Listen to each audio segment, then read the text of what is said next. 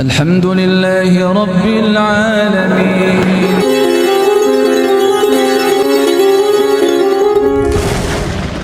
Dan para sahabat itu karakternya kalau sudah turun satu hukum, mereka itu bergegas untuk bagaimana menerapkan hukum itu benar-benar.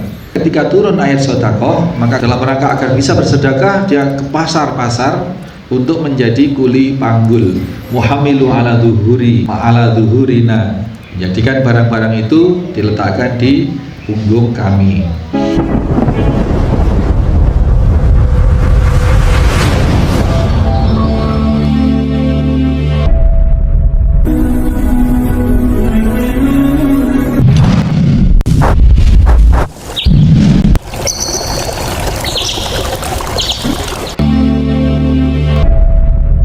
Bismillahirrahmanirrahim. Assalamualaikum warahmatullahi wabarakatuh.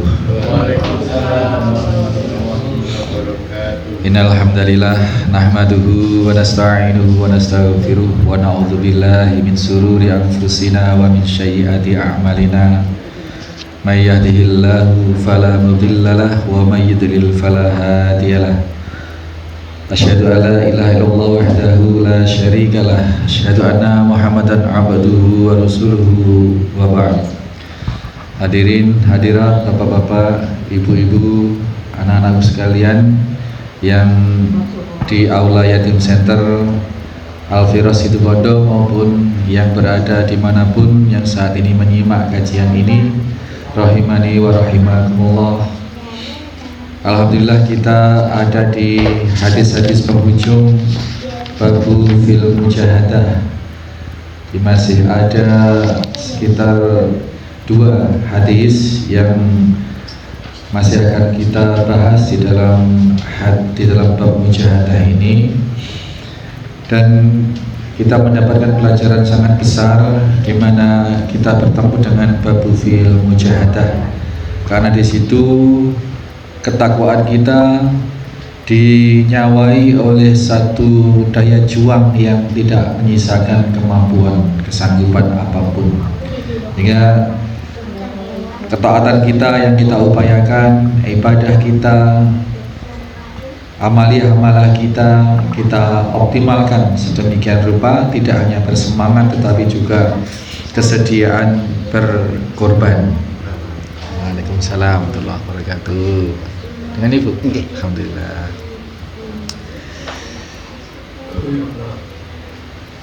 Sebagaimana yang pekan lalu kita kaji di dalam babul fil mujahadah ini, di mana Anas bin Nadhr ketika sedemikian bulatnya kesungguhannya kepada Allah Subhanahu wa taala, maka Allah berkenan memberi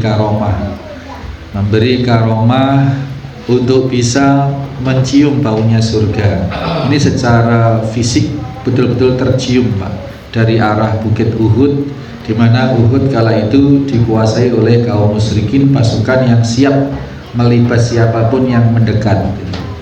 Tapi karena sudah betul-betul meyakini dan betul-betul merasakan keberadaan surga di sana, maka halangan atau kengerian atau kehancuran apapun tidak akan mampu menghalangi tekadnya untuk berjihad, untuk menjemput surga itu.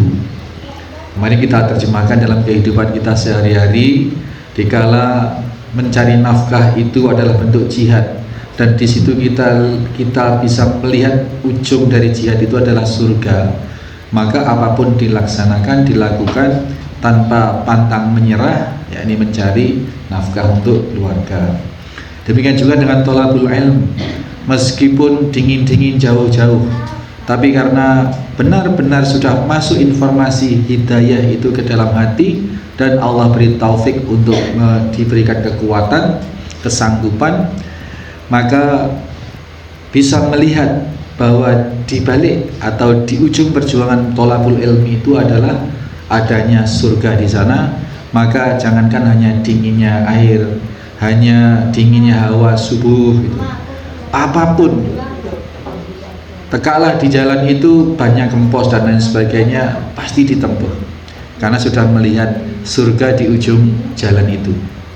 Demikian juga kita memiliki proyek sosial, proyek-proyek kemanusiaan misalnya, sulit dan melelahkan secara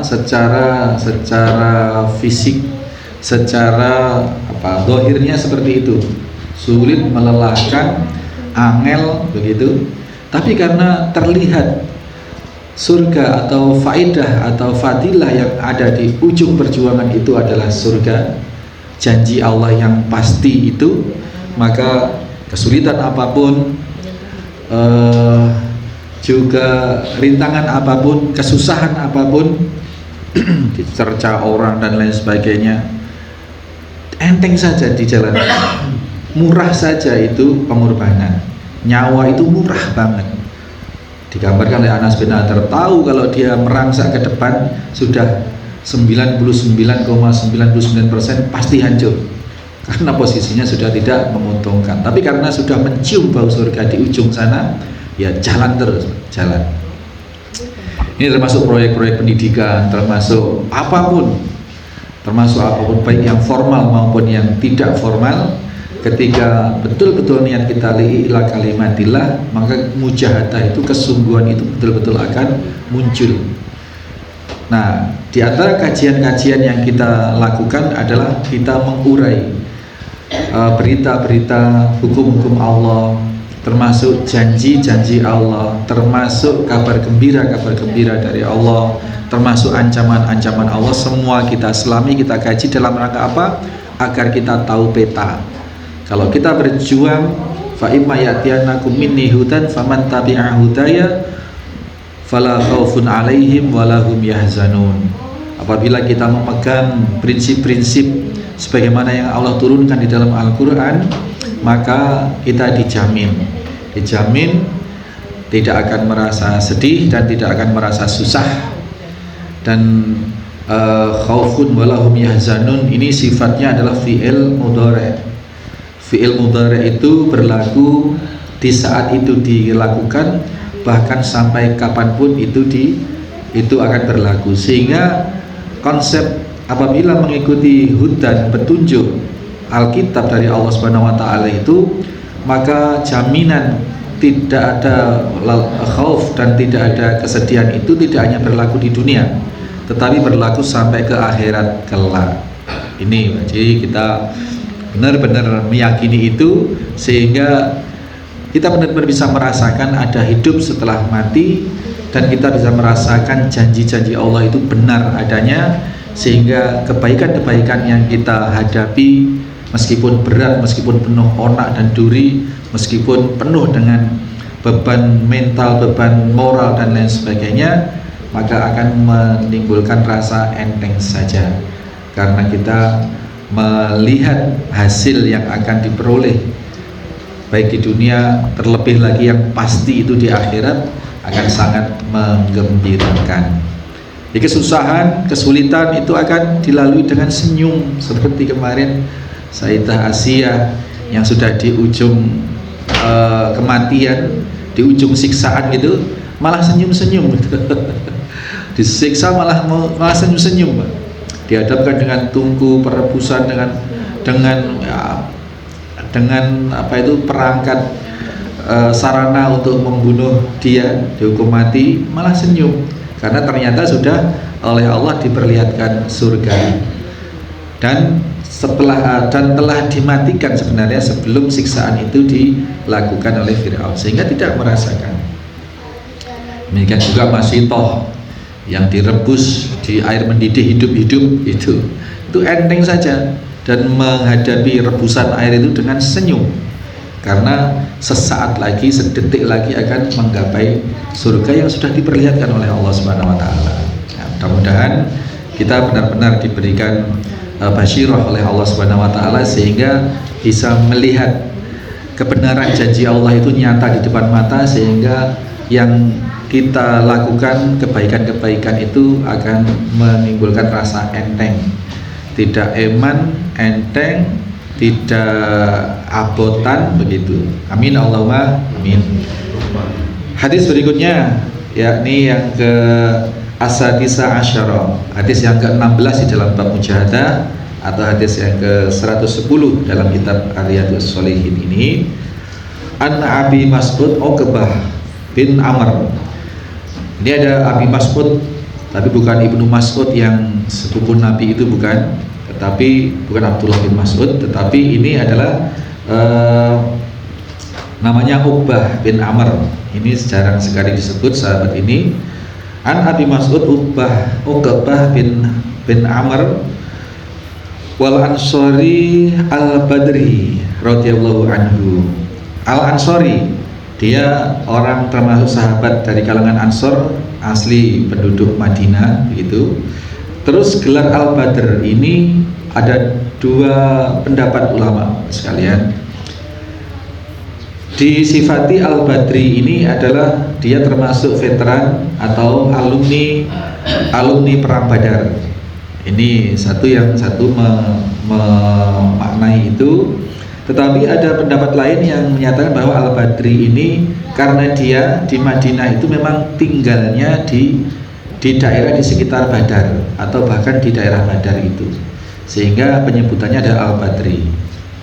Kayak kalau kita kenal Syekh Nawawi Al Bantani gitu, seperti itu. Jadi Al Bantani atau itu menunjukkan asal asalnya dia berasal gitu. Asalnya dia berasal. Terus Al-Farisi, Salman Al-Farisi itu maksudnya adalah namanya Salman Al-Farisi, itu berasal dari Persia yang sekarang Iran gitu. Nah, Al-Badri ini disifati oleh dua pendapat ulama. Yang satu merujuk pada bahwa dia alumni perang Badar yang memiliki keutamaan luar biasa.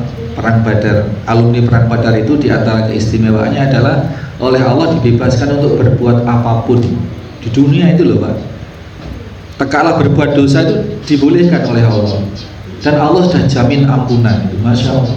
Tapi apakah para alumni perang Badar itu terus ngenteng-ngentengkan Pak?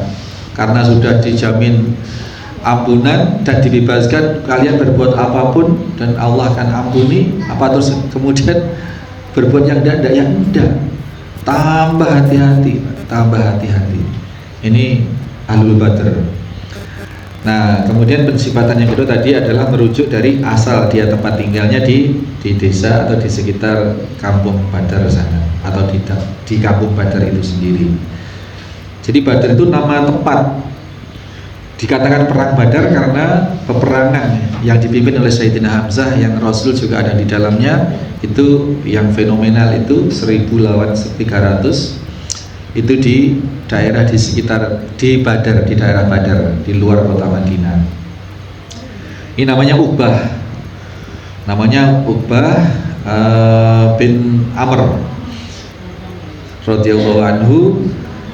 Dia menceritakan, Uqbah ini, Abu Mas'ud ini, lama nazalat ayatus shadaqah, tatkala turun ayat tentang shadaqah,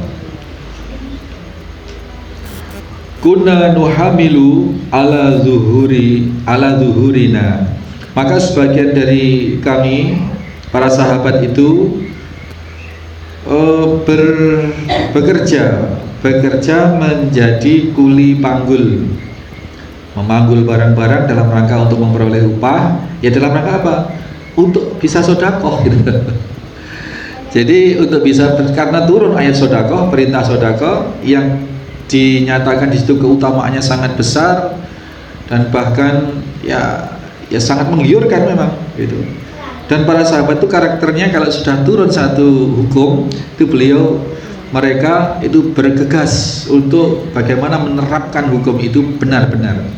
Maka di sini Uqbah bin Amr menyatakan ketika turun ayat sedekah, maka kami para sahabat yang memang tidak memiliki harta, yang rata-rata miskin begitu, dalam rangka agar bisa bersedekah, dia ke pasar-pasar untuk menjadi kuli panggul,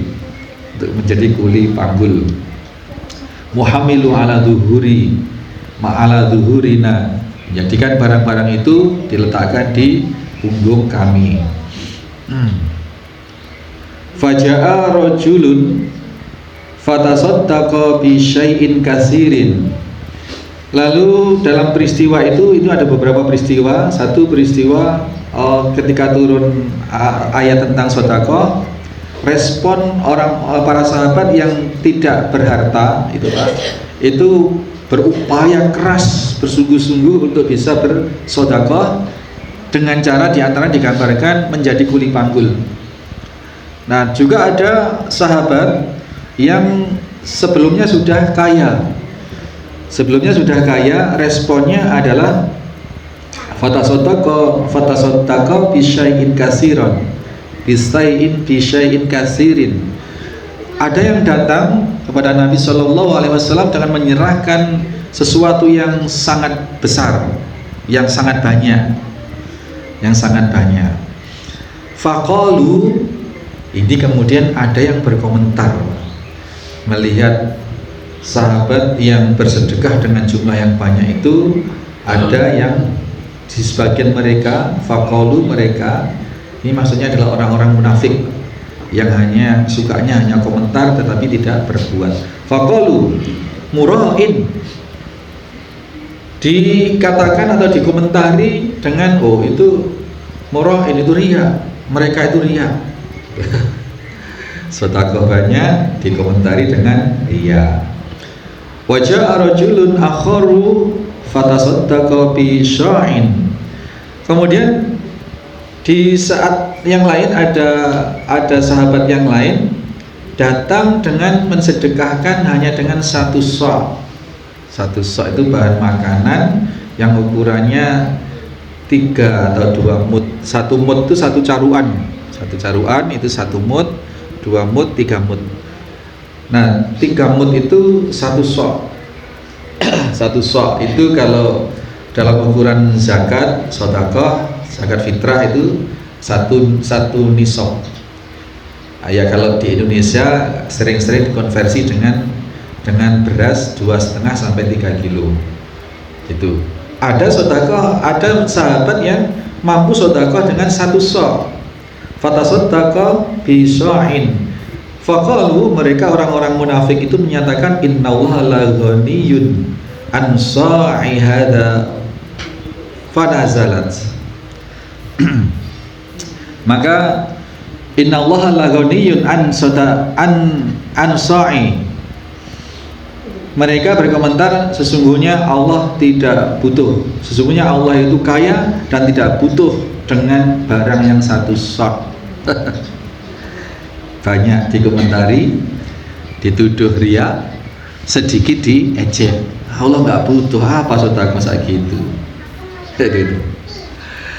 Kemudian melihat atau terjadi ketimpangan seperti itu, hadza fanazalat, maka menyebabkan satu ayat turun, ayat Al-Quran turun yang berbunyi alladzina yalmizunal mutawwi'ina minal mu'minina fis shadaqati walladzina la yajiduna illa juhdahum. Mereka alladzina, orang-orang yang yalmizunal mutawwi'in, orang-orang yang bersedekah dengan sangat banyak, minal mu'minina, dari kalangan orang-orang yang beriman, fi sedekah, di dalam sedekahnya. Dan ada juga mereka orang-orang yang la yajiduna illa juhdahum. Jadi ada orang yang bersedekah dengan sangat banyak dan dari harta yang dia miliki. Dan walladzina la yajiduna, mereka, siapapun mereka, apakah yang bersedekah banyak ataupun yang bersedekah sedikit, bagi mereka tidaklah mendapat hitungan kecuali illa juhdahum, kecuali dari etikat dan dari kemampuan mereka. Ini menegaskan Bapak sekalian bahwasanya orang sedekah itu tidak dinilai di hadapan Allah tidak terutama jumlahnya, tetapi kesungguhan atau bentuk kebulatan kesungguhannya di dalam bersedekah atau di dalam beramal soleh secara umum. Ini di dalam surat At-Taubah ayat 79, muttafaqun alaih.